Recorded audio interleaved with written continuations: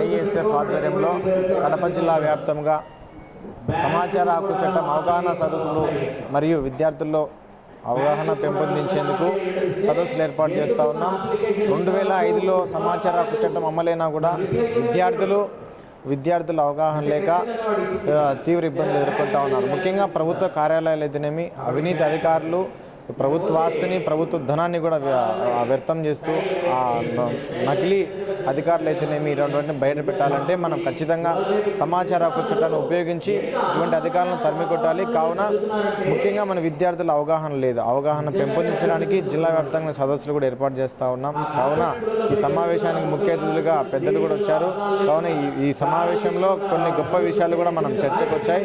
విద్యార్థులందరూ కూడా గవర్నమెంట్ ప్రభుత్వ ఆసుపత్రి ఎంఆర్ఓ ఆఫీసులు కానీ, కలెక్టర్ ఆఫీసులు కానీ మనకు ఏమైనా సమాచారం ఇవ్వకుండా వేధిస్తూ ఉంటా కూడా ఖచ్చితంగా సమాచార హక్కు చట్టం దరఖాస్తు చేస్తే మనకు సత్వర పరిష్కారం జరుగుతుంది.